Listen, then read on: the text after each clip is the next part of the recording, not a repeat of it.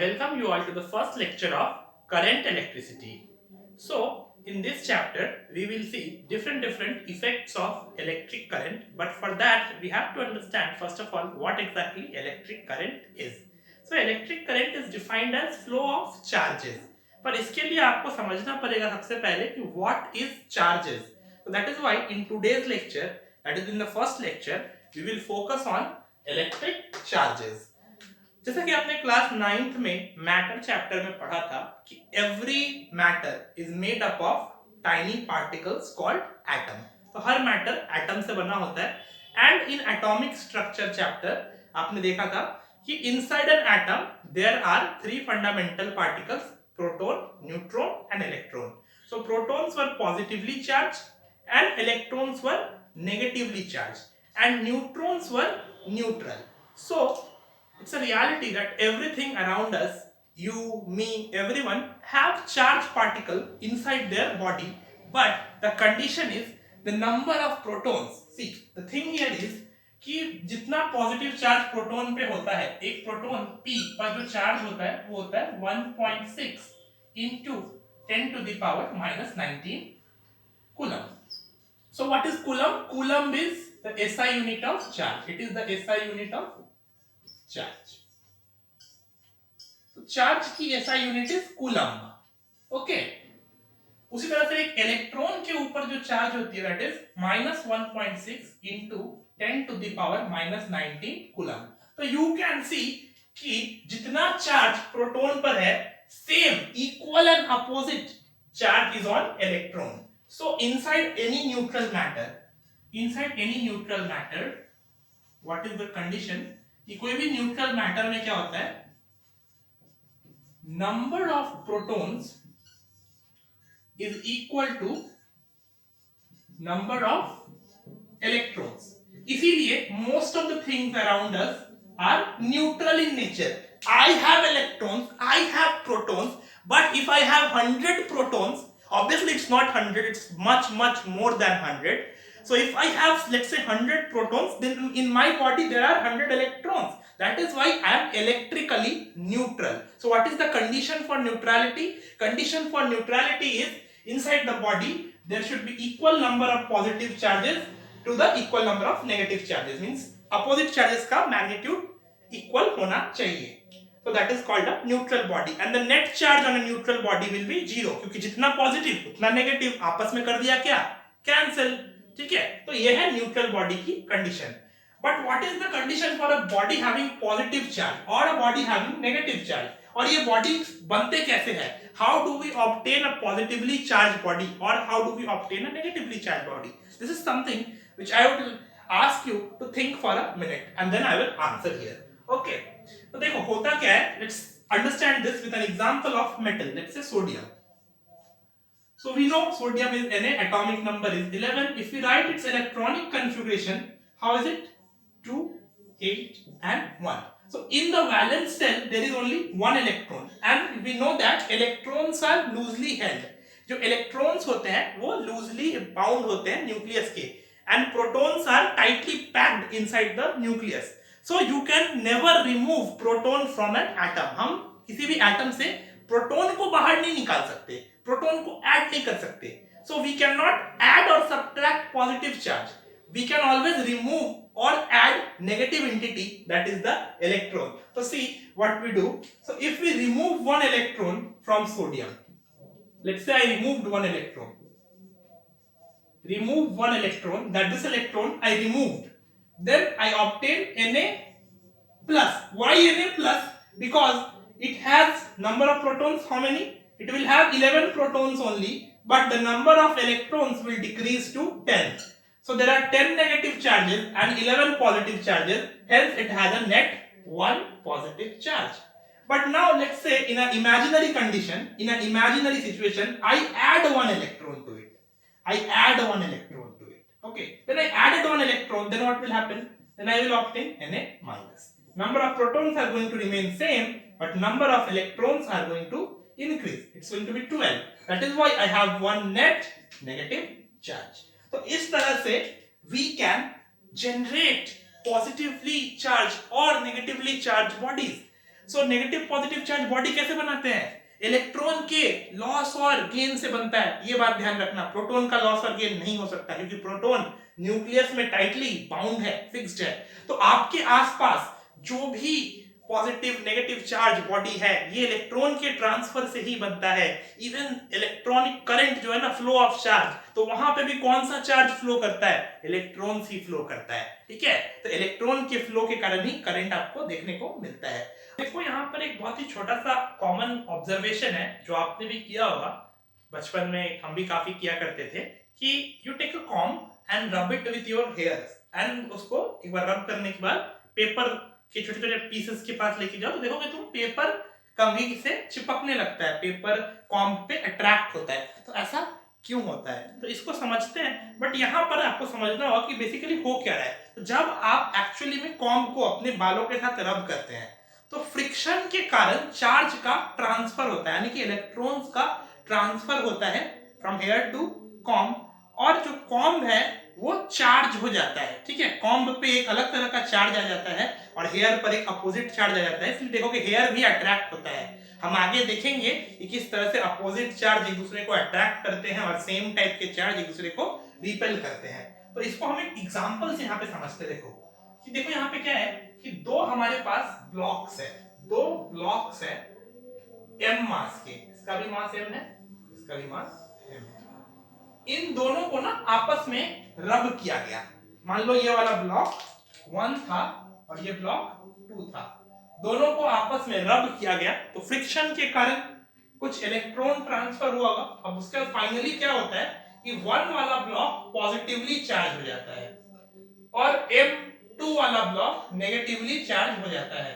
तो अब मुझे बताना है फाइनली इन दोनों के वेट्स में क्या रिलेशन होगा। इनिशियली क्या दिया हुआ है, स्टार्टिंग में हमारे पास क्या दिया हुआ है, स्टार्टिंग में दिया हुआ है कि M1 equal to M2 is equal to M, दोनों ब्लॉक्स के मास इक्वल है।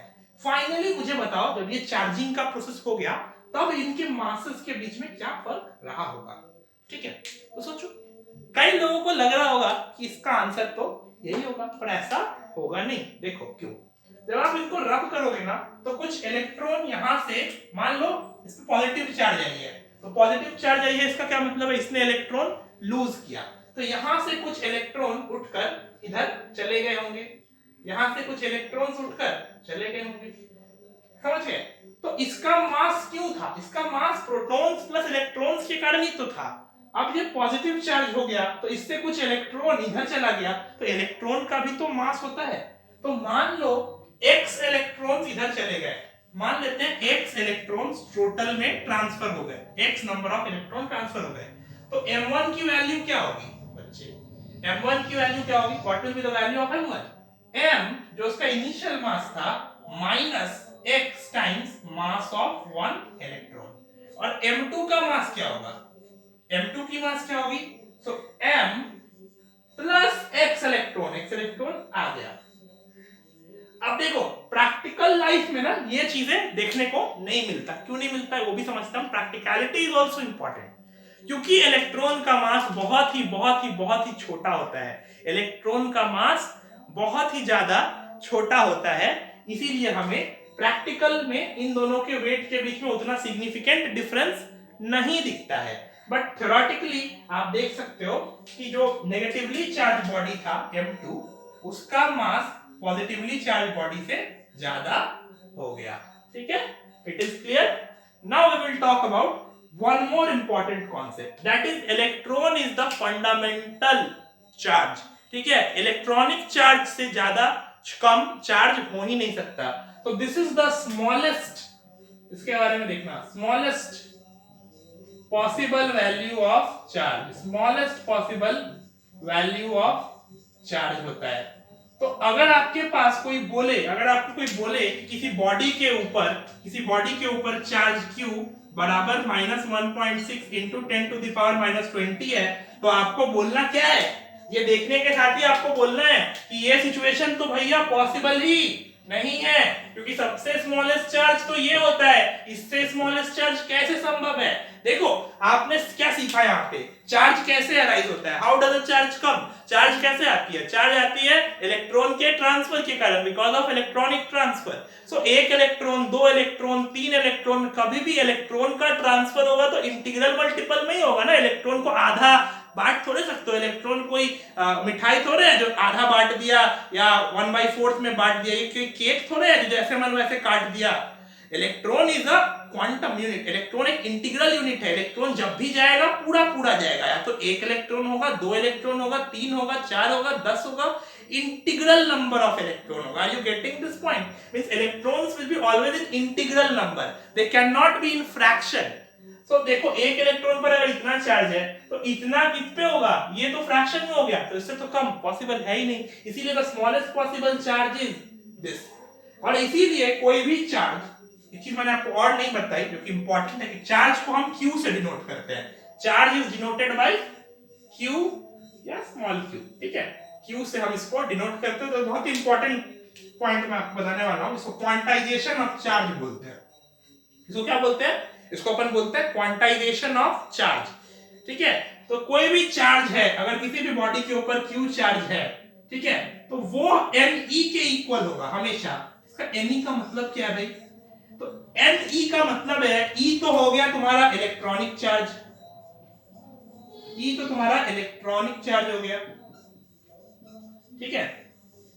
अगर वो नेगेटिवली चार्ज बॉडी है तो तुम ये वाली वैल्यू लोगे, अगर पॉजिटिवली चार्ज बॉडी है तो ये वाली वैल्यू लोगे। तो E तुम्हारा इलेक्ट्रॉनिक चार्ज हो गया। N क्या है? N is a integer, N is a integer like 1 2 3 4, and it's not only a integer, it's a positive integer, it's a positive integer, क्योंकि इलेक्ट्रॉन आप हमेशा 1 2 3 4 10 20 100 1000 में ही बात करोगे ना, आप ऐसे तो नहीं बोलोगे कि किसी बॉडी के पास 1.5 इलेक्ट्रॉन है। 1.5 इलेक्ट्रॉन का कोई सेंस है जी? कोई सेंस तो है नहीं 1.5 इलेक्ट्रॉन का। तो इलेक्ट्रॉन जब भी होगा तो इंटीग्रल यूनिट में ही एक बॉडी से दूसरे बॉडी में जाएगा, इसीलिए चार्ज भी हमेशा integral multiple of electronic charge ही होगा, समझे? तो this is very important, this is called quantization of charge. Clear?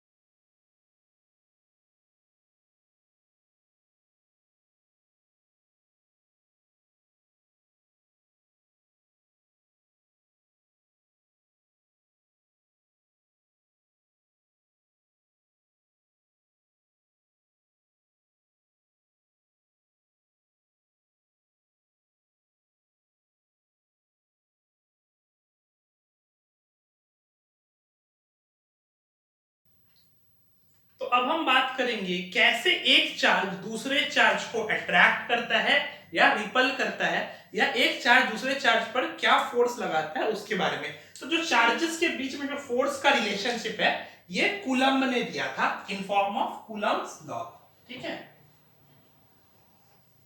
तो कूलम्ब्स लॉ क्या है भाई? तो कूलम्ब्स लॉ बिल्कुल ही सिमिलर है न्यूटन्स लॉ ऑफ ग्रेविटेशन के। तो remember in class 9 you read about universal law of gravitation, और वहां पर आपने क्या पढ़ा था? तो आपने कुछ इस तरह का पढ़ा था कि force was proportional to m1 m2 product of masses, force was proportional to inverse square of the distance between them the two bodies. So आपने पढ़ा था कि force is equal to g m1 m2 upon r square, right? आपने ऐसा कुछ relation पढ़ा था। तो कूलम्ब्स लॉ भी ऐसा ही है। यहां पर क्या है, अगर आपके पास दो पॉइंट चार्ज है, let's say this is 2 point charge q1 और q2, दो हमारे पास पॉइंट चार्ज है, इनके बीच का जो डिस्टेंस है, इनके बीच का जो डिस्टेंस है उसको हमने कहा r। तो इन दोनों के बीच में जो फोर्स होगा, इन दोनों के जो बीच में जो फोर्स होगा वो होगा k q1 q2 upon r square. And k क्या है यहाँ पे? तो k is the constant of proportionality, proportionality constant है ये कांस्टेंट है जिसका वैल्यू वैक्यूम में इसका वैल्यू होता है एयर में, k का वैल्यू एयर में होता है आपका 9 इंटू 10 टू द पावर 9। और यूनिट भी बहुत इंपॉर्टेंट है। देखो k की यूनिट अगर आपसे कोई पूछे तो कैसे निकालोगे, how you will find unit of k, it's a very good question. तो देखो फोर्स की यूनिट क्या होती है, न्यूटन। r की यूनिट क्या होगी, मीटर, तो ये पूरा हो जाएगा मीटर स्क्वायर। ये वाला टर्म क्या होगा, चार्ज का प्रोडक्ट है तो यूनिट तो c स्क्वायर होगा ना। तो k की यूनिट क्या होगी, इन सब को उधर लेके जाओ, तो न्यूटन मीटर स्क्वायर पर कूलम स्क्वायर। तो ये k का यूनिट होगा। ये कई बार पूछा जा सकता है k का यूनिट क्या होता है, ठीक है। और k को ही एक और रिलेशन है k का और एक और कांस्टेंट का। k को हम कई बार इस तरह से भी लिखते हैं, k को ना कई बार लोग इस तरह से लिखते हैं 4 pi epsilon not. Epsilon not क्या होता है, ये भी एक कांस्टेंट है। जैसे k तुम्हारा कांस्टेंट है ना, पाई भी कांस्टेंट है, 4 भी एक कांस्टेंट है और एप्सिलॉन नॉट भी एक कांस्टेंट है। तो इतना दिमाग नहीं लगाना है कि एप्सिलॉन नॉट है क्या, इसका काफी सिग्निफिकेंस है जो आप हायर क्लासेस में पढ़ोगे। अभी के लिए आपके लिए epsilon not is permittivity of free space, ठीक है, इसको हम बोलते हैं permittivity of free space. Epsilon not के बारे में आपसे एग्जाम में किस तरह के सवाल पूछे जा सकते हैं, तो इसका यूनिट पूछा जा सकता है। तो एप्सिलॉन नॉट की जो यूनिट होगी, एप्सिलॉन नॉट का जो यूनिट होगा वो k के यूनिट का इनवर्स होगा। देखो जो k का यूनिट है उसका रेसिप्रोकल ही तो एप्सिलॉन नॉट का यूनिट होगा। समझ रहे हो क्यों, क्योंकि देखो इन दोनों में इनवर्स रिलेशन है। तो इस तरह का सवाल अगर आपसे पूछा जाएगा तो आप उसको आसानी से कर सकते हो, ठीक है। तो एप्सिलॉन नॉट की यूनिट भी आप कैलकुलेट कर लेना, ये आपका होमवर्क है। तो अब दो अगर पॉजिटिव चार्ज हैं उनके बीच में क्या होता है, और दो अगर नेगेटिव चार्ज है तो उनके बीच में क्या होता है, और एक अगर पॉजिटिव है और एक अगर नेगेटिव है तो उनके बीच में क्या होता है हम देखते हैं। तो देखो केसेस क्या क्या है हमारे पास कि अगर Q1 पॉजिटिव Q2 पॉजिटिव, तो इसका मतलब क्या होगा, Q1 भी पॉजिटिव Q2 भी पॉजिटिव, तो इसका मतलब Q1 Q2 भी पॉजिटिव। दो पॉजिटिव नंबर का प्रोडक्ट तो पॉजिटिव ही होगा ना। और ऐसे केस में फोर्स पाया गया रिपल्सिव, रिपल्सिव, ठीक है। तो जब दोनों पॉजिटिव तो फोर्स रिपल्सिव। उसी तरह से जब दोनों चार्ज नेगेटिव, Q1 नेगेटिव और Q2 नेगेटिव, तो प्रोडक्ट क्या, तो Q1 Q2 की वैल्यू क्या, Q1 Q2 पॉजिटिव, इधर भी पॉजिटिव, देखो -2 इंटू -3, माइनस माइनस प्लस, इसीलिए दोनों नेगेटिव तो भी प्रोडक्ट पॉजिटिव, और इसीलिए फोर्स फिर से रिपल्सिव, ठीक है।